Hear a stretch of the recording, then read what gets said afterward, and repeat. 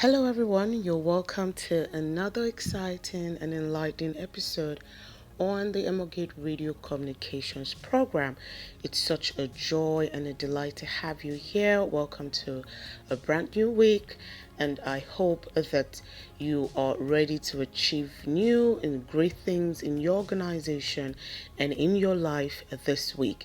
I remain your host, Adikbeju Jayoba. It's such a delight to have you join me today, and I hope and I know that you would learn something new that would be very useful and instrumental to your organization or to your business enterprise. Once again, you are welcome. Together, we've been looking at performance management and organizational productivity. And one of the things that we have seen together is that successful performance management is crucial for every business. One of the things that we've established is that performance management is a term or terminology that every business is familiar with.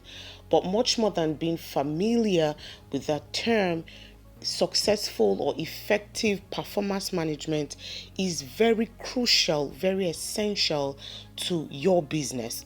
And this is because performance management helps companies align their systems, resources, and employees with the strategic organizational goals to the end that those goals may be met or achieved. Moreover, performance management helps managers to identify potential problems, and it allows them to know when they should take necessary changes to keep the success of the business on track. And one of the things that we're seeing is that organizations that implement, an effective performance management successfully can cultivate a high degree of employee engagement. That's because performance management leads to high employee motivation and employee engagement. And as a means of reminding ourselves, what is performance management? Performance management is the process of identifying, measuring, managing, and developing the performance of human resources in an organization. Performance management is aimed towards the improvement, the development, of the employees in the organization. And if your employees are encouraged, motivated, and they become better at their job, they will be more engaged with their job in your organization. And according to a recent 2020 Gallup study, organizations that are top in the first quartile of employee engagement and productivity, they experience, the following substantial benefits. They experience 66% higher employee well-being. They experience 23% higher profitability. They experience 18% higher productivity. They experience 41% improvement in quality. They experience 81% improvement in absenteeism, and they experience 10% higher customer loyalty. All this stemming from performance management. So this tells us that performance management is a very crucial tool that every business leader or every manager or every supervisor wants to pay attention to. Also, in this series, we have looked at performance management and performance appraisal. We talked about it in the first episode, and I want to reiterate it because someone might be saying, "Oh, I've heard performance management somewhere, I've heard performance appraisal somewhere. Are they one are the same? Do they mean the same thing?" Now, performance management talks about the ongoing continuous process of mentoring, coaching, developing, monitoring, reviewing of employees, while performance appraisal talks about that annual review, rating, or evaluation of the work performance of the employees. So I would say that performance management is that ongoing week in, week out, daily review, support, training of your employee to the end that the employees can become better, while performance appraisal is usually done at the end of the year. But one of the things that I want us to remember is that performance appraisal is a key component of performance management, meaning that performance appraisal is a very major part of performance management. So they are together. There is no performance management without performance appraisal, because at the end of the year, after doing your continuous support, training, mentoring, coaching, development or developing, monitoring and review of your employees, at the end of the year, at the end of that continuous journey, you want to appraise, you want to evaluate the performance or the output of your employees. So performance appraisal is a very major part of performance management. And one of the things I want to let us know is that performance management has been very beneficial to multinationals, to top organizations that I believe a lot of us, take cues from. And for example, let me use Microsoft, for example. Microsoft decided to modernize its performance management system, understanding the importance of regular feedback, that's ongoing. So regular feedback in today's fast-paced business environment.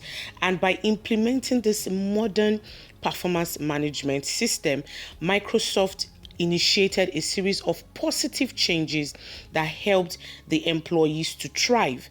And this led to a high employee morale, or a boost in the employee morale, and performance levels reached new heights in Microsoft. Wow.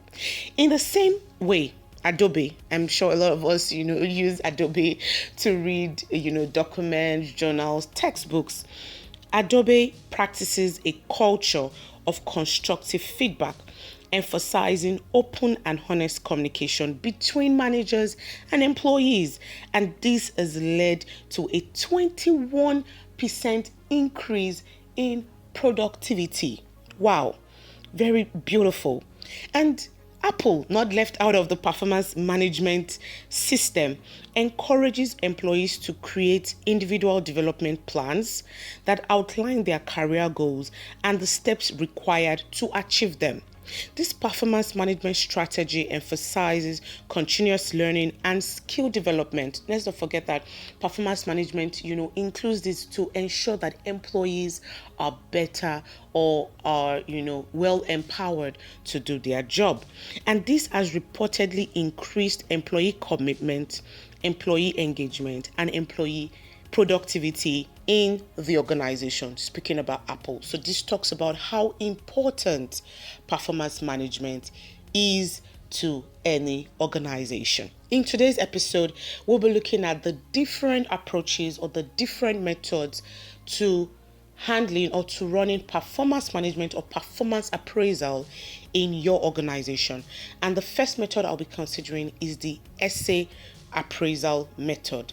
Essay appraisal method. This is also known as the free appraisal method. And I'm sure that each and every one of us have written some form of essay at some point in our lives, especially if you're a student of English language. You must have written either a narrative essay or a descriptive essay, how I spent my last holiday, my best food, my best teacher, and so on and so forth. So the essay appraisal method refers to that free appraisal or the free evaluation where the supervisor, now in this context, the supervisor of the employee that is being evaluated or reviewed is the evaluator or the rater in this context, and they just write out a description, usually in their own handwriting, of the employee's strengths and weaknesses. They write about the past performance of the employee and the future potential of the employee. The evaluator, who is a supervisor, would also make suggestions for improvement. And so it's something that, just putting pen to paper and writing, the supervisor writing from their heart based on the observation of the supervisor regarding the employee. So the description is usually always as realistic and actual as possible, and it can easily be done. However, one major drawback to this method is the fact that bias can most of the time cannot be separated from the evaluator, because since this method is based on the observation of the evaluator, sometimes personal bias can come into play while the evaluator is writing out their performance appraisal or review about the employee.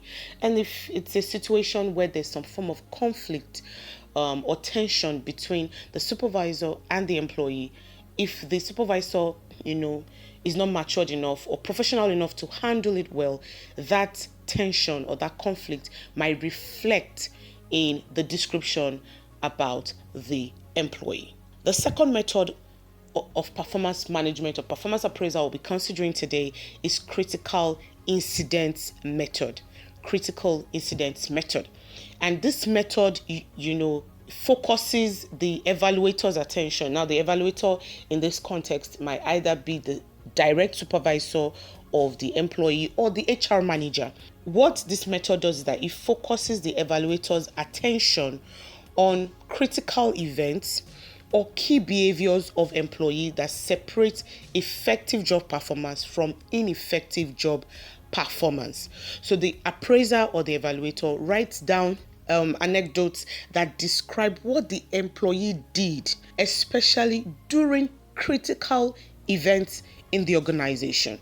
So what the appraiser does is that you remember critical events.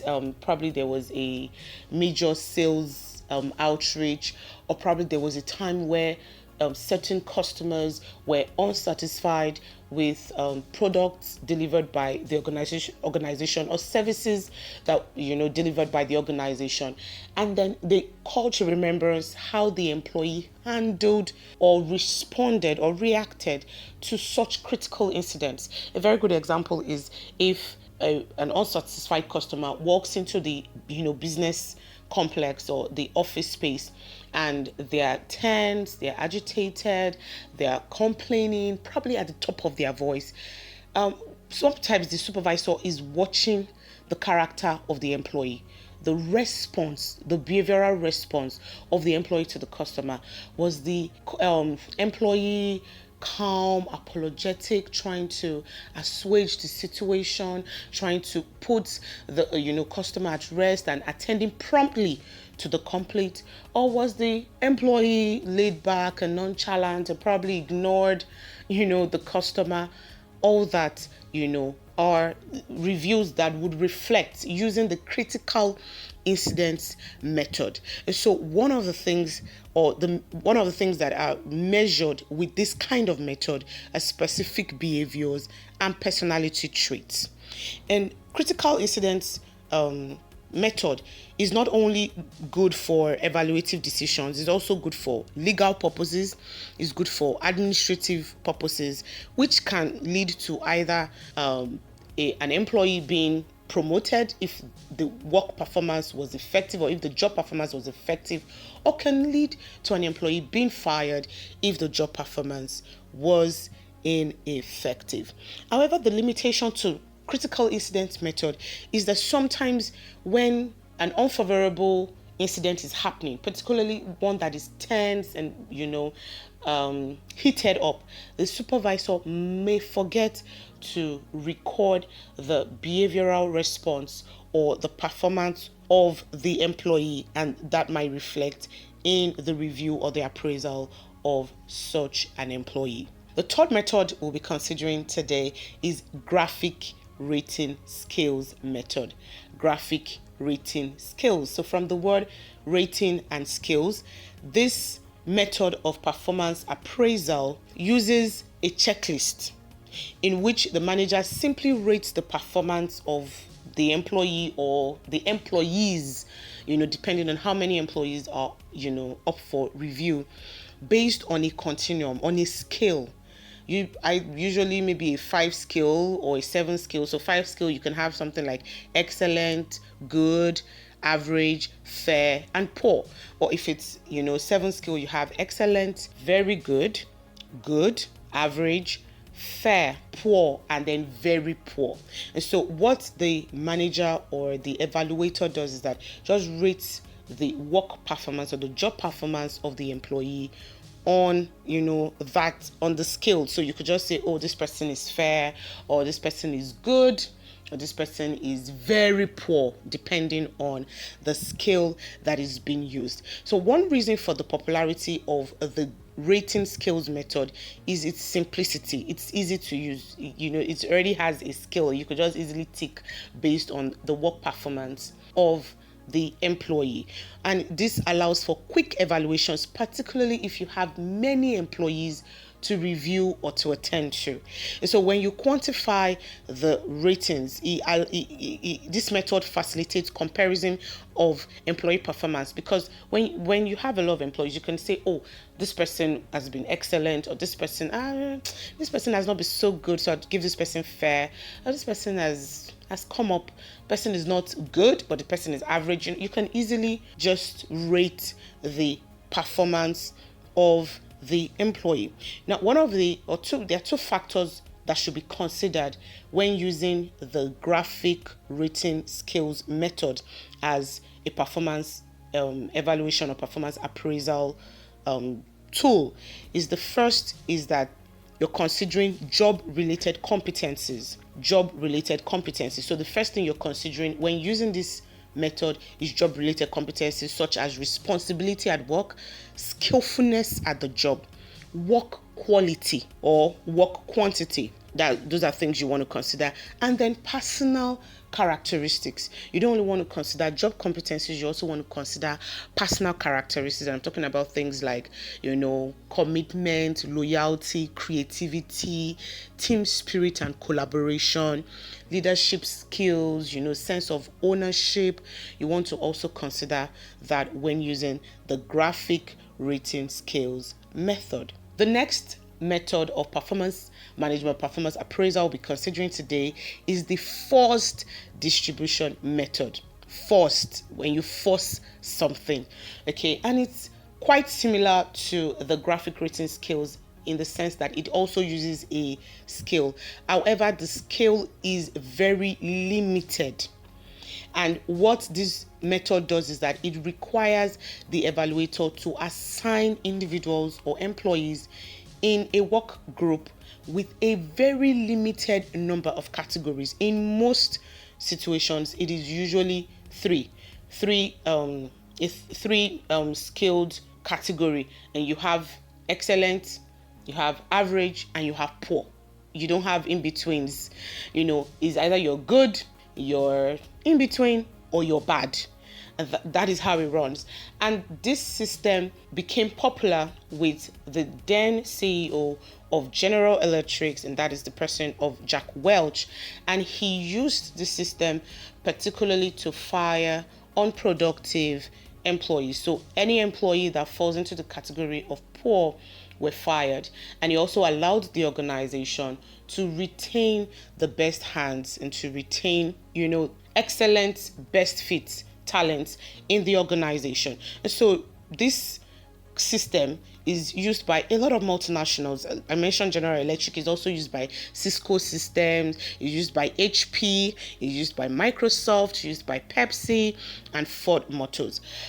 So proponents of the first distribution method believe that having this very limited category or limited scale facilitates budgeting, and it also guards against weak managers who are too timid to get rid of poor performers. So they think that first rankings will require managers to be honest, because it's either this person is excellent or they are average or they are poor. You can't, with the graphic rating skills, you can still hide some persons in between fair, but with this is either they are bad or they are good. You don't have middle grounds. Okay. However, this method, even though it is seen to make managers honest, and then they can just make their decisions on the go, on the spot, this method is unpopular with a lot of HR managers or HR professionals. In a recent survey, 44% of respondents thought that their firm's first ranking system damages employee morale and generates mistrust of leadership. Some professionals also believe that it fosters cutthroat, unhealthy competition, paranoia, anxiety, and a general ill will, and it destroys employee loyalty. Because unlike the graphic written skills that can also, can give allowance or give room to some persons who are coming up or who are struggling but are not so bad. With the graphic writing skills, you can see persons go from poor to fair. You can say, okay, this person is coming up. With the forced distribution method, there's no room, or there's no room for allowance in that sense, and so it can leave employees feeling, anxious, feeling, terrible towards the management of the organization. Even when employees feel like, okay, I might not be as good as my colleagues, but I'm not that bad. So why was I fired, or why was I put in the bad category? So that's the drawback, or that's the disadvantage with the forced distribution method. The next method of performance appraisal we'll be considering today is the behavioral anchored rating scale, also known as the BARS method. BARS, behavioral anchored rating scale. So this is also another method that uses a form of scale. Now, this method is a performance appraisal method that combines both the elements of the traditional rating scales, I'm talking about the graphic rating scales, and critical incident methods. So a BARS system, measure, instead of using things like high, medium, low, or excellent, good, average, fair, and poor, like we have in the graphic rating skills, or just outrightly monitoring employee behavior at critical incidents, it combines both. And what it's measuring is that he uses behavioral anchors related to the criteria that is being measured. So what it does is that it measures the expectation of the organization, or the set objectives of the organization, or the goals of the organization, as against the performance of the employee.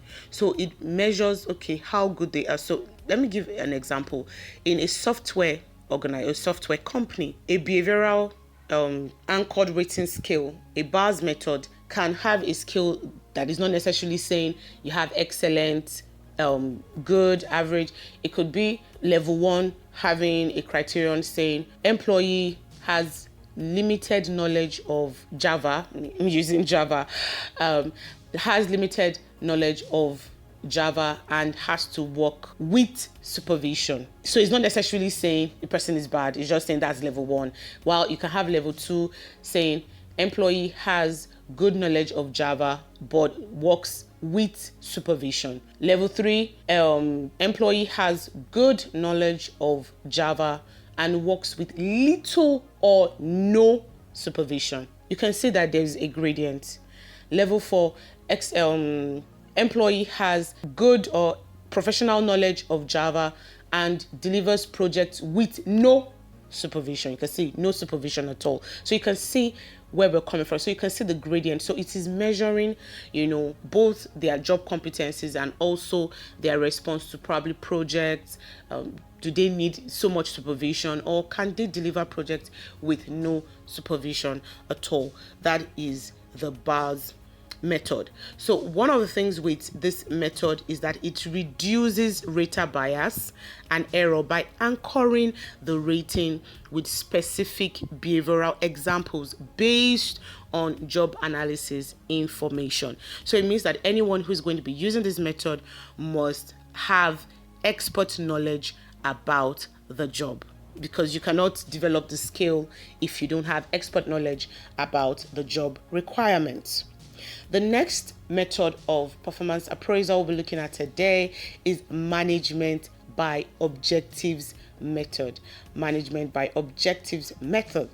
The management by objectives method, also known as the MBO method, is a process in which managers and employees jointly set objectives for the employees, periodically evaluate performance, and reward according to the results. So in this method, the employees and the managers sit together and develop the objectives for either the job or for a project or for a duration of time. This is what we want to achieve.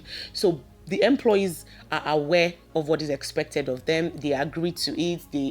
Their input is there. They are agreeing to the objectives, and then there's periodical evaluation of performance to see if the employee is up to par with the set objectives, or the employee needs to come up to speed or change certain things, and then there is reward at the end of the day. So MBO is also referred to as work planning and review, goals management, goals and controls, and management by results kind of method.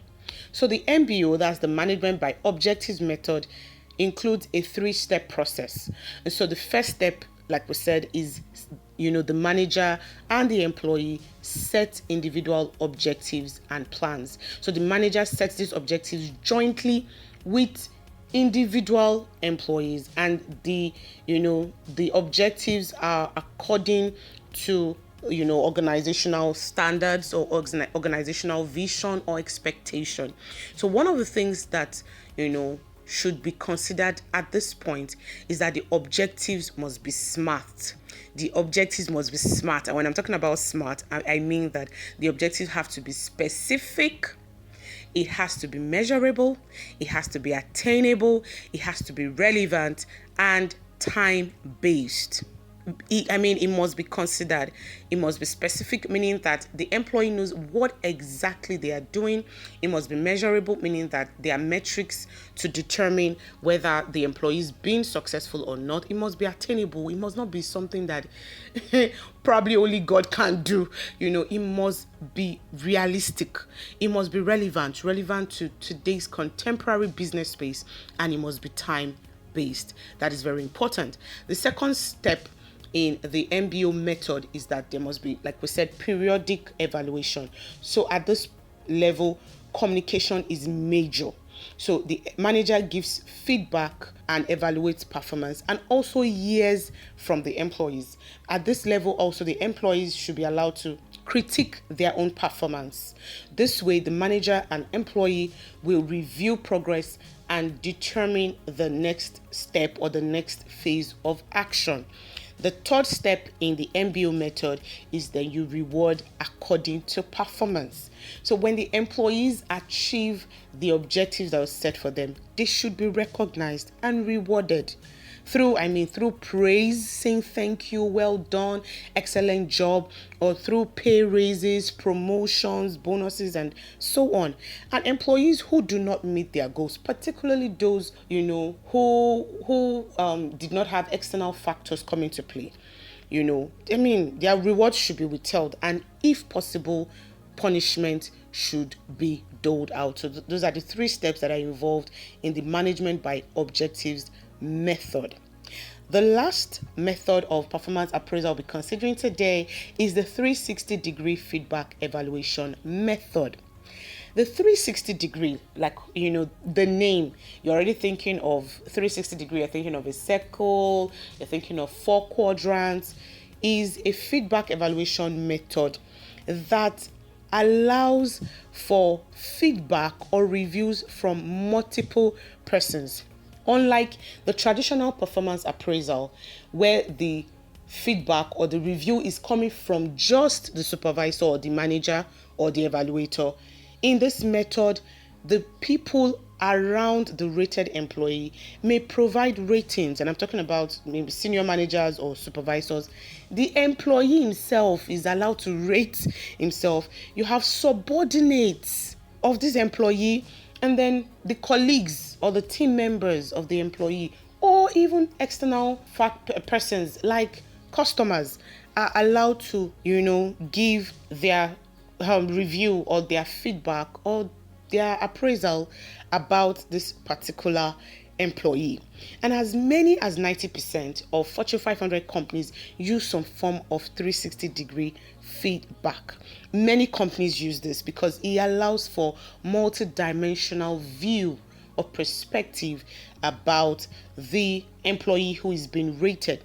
So, I talked about, 4 quadrants. So it usually has 4 spaces. So the first is usually self-appraisal, which is given by the employee himself or herself. And this gives the employee a chance to look at his own strengths or weaknesses and judge his own performance. Then we have the superior or the supervisor or manager, where the actual work performance and responsibilities of this employee is being rated. We have subordinates who give, their own appraisal about, now this person is their senior, their superior. They give an appraisal about this person based on certain parameters such as communication, leadership skills, motivating abilities, empathy. They want to also give like, oh, this person is, there's times people are good at their job, but they are bad superiors, or they're not empathic, or they don't communicate clearly. That will also give a different perspective to this employee. And then you have colleagues or team who also appraise or judge this employee based on ability to work in a team or sensitivity to others. Or if you're using external customers, you also want to rate this employee based on how this person related or responded to them or attended to them during their interaction. How good is the customer relation management of this employee? Now, like I said, unlike the traditional approach, 360-degree feedback focuses on the skills needed across organizational boundaries. Not only job skills, but also behavioral competencies that can be very instrumental to the job or to the overall perspective or brand of the organization. I'm sure that some of us have seen persons who are very skilled in their job, but then they have this not so good behavior. Sometimes some persons are knowledgeable about the job, but then they portray unethical behavior, particularly in the marketplace. So 360-degree feedback or evaluation method gives a rounded perspective or rounded appraisal of the employee in question. So one of the things that is important to note here is that all parties must be aware, or they must know the evaluation criteria. They must be aware of the evaluation criteria. They must also know the method for gathering and summarizing the feedback, and they must also know the use to which the feedback will be used. They need to know. If you're involving an external customer, they need to know that it's going to be used as a review. So they must be honest about it. That is very, very important. Also, one of the drawbacks of this, as beautiful as this method is, giving a rounded view, one of the drawbacks to this is that a system or an appraisal system that involves numerous evaluators will be costlier and will naturally take more time. However, if organizations want to have a rounded, holistic view or perspective of their employees, this is a method to use. Wow, this will be all that I will take today. Thank you so much for joining in. I hope you learned something, and I hope you've seen a method that can be used in your organization.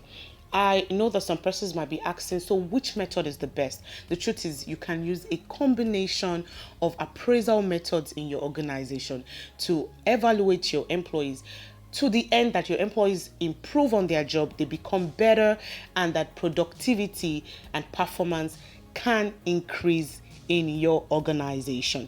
Thank you so much for joining in. For your questions, for feedback, or comment, you can visit us at contact@theamorgate.org. contact@theamorgate.org. You can also connect with us and follow us on our social media platforms, on LinkedIn, on Instagram, and on Facebook. We'd love to connect with you. We'd love to talk with you. We'd love to work with you. That's the reason why we are here.